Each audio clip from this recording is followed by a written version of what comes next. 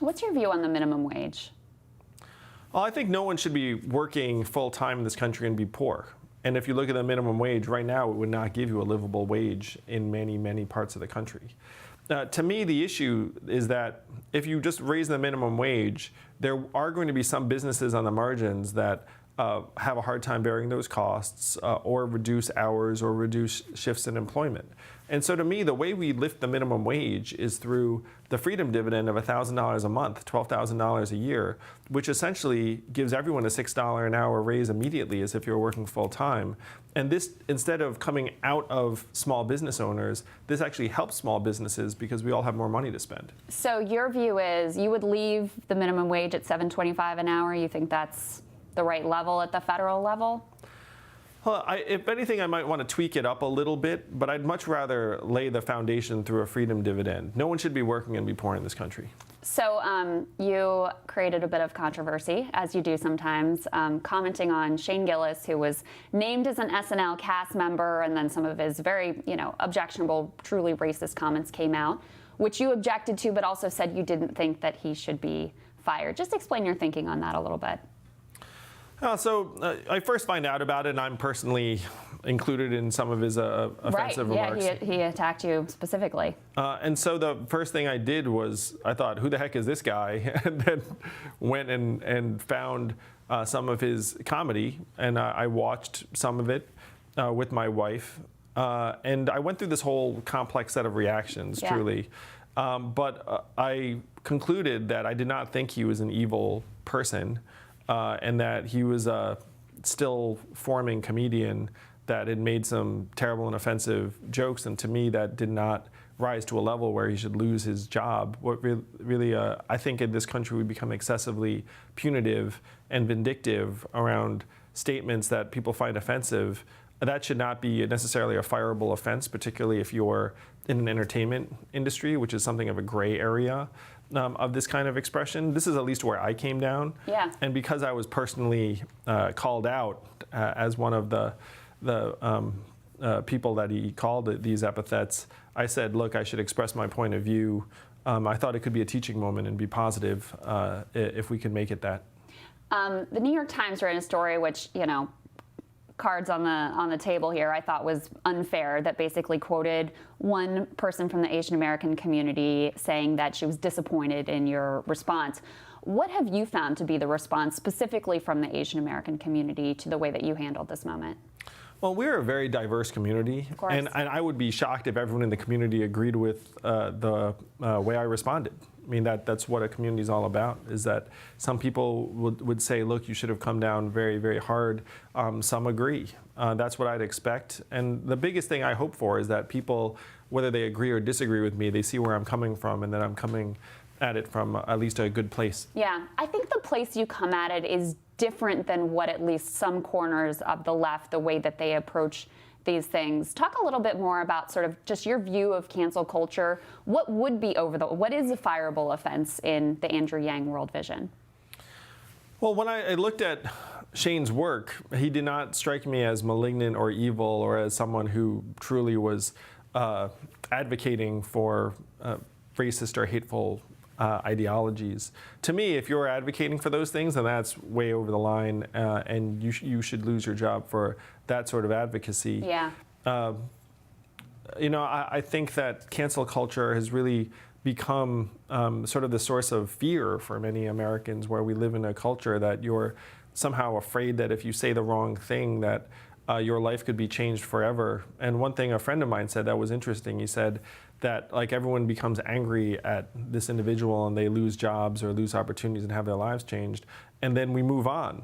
But then their life is still, that person's life has still been, in some cases, irrevocably altered, even as the rest of us have moved on. Right. And so to me, it's vital that we humanize each other. We humanize the consequences of some of these impulses, not just in terms of who hears the expression, but who is losing a livelihood as a result. Do you think that conversation is relevant at all around Supreme Court Justice Brett Kavanaugh? I think it is. I personally think that Brett Kavanaugh should not have been confirmed. I think if you have a job interview for the highest office in the land and you have very clear character concerns about an individual, then no one's entitled to be a Supreme Court justice. Right. But I do think, though, that we have different standards in different aspects of American life. I do think Supreme Court justice and entertainer are very, very different things. Very different. I think that's a very fair point. What does an Andrew Yang administration look like? How do you choose who will staff your cabinet? How do you govern in a way that's different from what we've had in the past? Well, I am an outsider to Washington, as I think everyone knows. And in order to get things done here in Washington, I would need a partner or a set of teammates that have more relationships in Washington, D.C., that know who to call when we want to get certain things done. I think we need a combination of outsiders and insiders in the Yang administration to be maximally effective. And so that's the kind of team I would build. And I think one of the things that people appreciate about me is that I'm not tied to ideology, that as long as you share the vision and have the goals in mind and want to be part of the team, then we can work together. Yeah, I think that is part of what people find appealing about you. I think you've been a really big advocate for rural America, not just in your presidential campaign, but also through your work at Venture for America, which is where you and I first met. Would you consider devolving any of the administration from D.C. out to other parts of the country? I 100% would. We have to get some of the agencies out of D.C. to other parts of the country in a very significant way. And just on a practical standpoint, D.C. is very expensive. D.C. has a lot of traffic. If you're going to employ thousands of people in an agency, D.C. might not be the place you would want those employees to be. Meanwhile, the same group of workers in a place like Ohio or Michigan would be a massive pillar of that community. The other function is that it would bring the government closer to the people. Because D.C. is a bubble, D.C. is disconnected from the day-to-day experience of a lot of Americans. And so if you had government agencies that were in other parts of the country, then the government would literally be closer to the people and have a better sense of our experience. Okay, I just have 2 more questions for you. Quick, easy Sure. ones, I think. Great. So President Obama always releases his summer playlist and his summer reading list. We're right at the end of summer, but when you're driving around Iowa, New Hampshire, Nevada, wherever you are, what's on the radio? Well, this is a plug, Crystal, but we actually released our Spotify playlist of what we have going on in the car. It's a lot of 80s. That. I'm glad I asked. But what's the number one for you, though? I'm a big 80s fan, so I like the Smiths and the Cure. Boy George just tweeted something nice about me. I was a big Culture Club guy. That's awesome. But we're about to release a second playlist, and so we're just going to keep the hits going. When is it going to drop?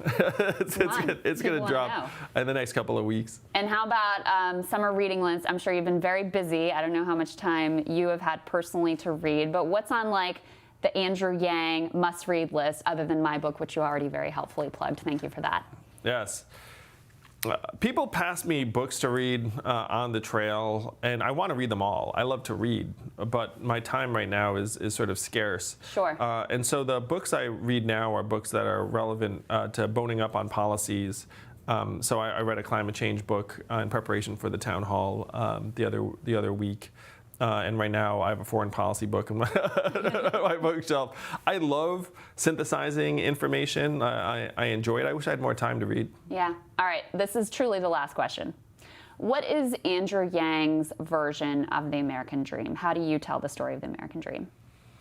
Well, to me, the American dream is very simple, that we think our kids should have better lives than we had, that we're constantly evolving. And unfortunately, that dream is dying by the numbers, where if you were born in the 1940s in the United States, there was a 93% chance you were going to be better off than your parents in terms of socioeconomic mobility and earnings.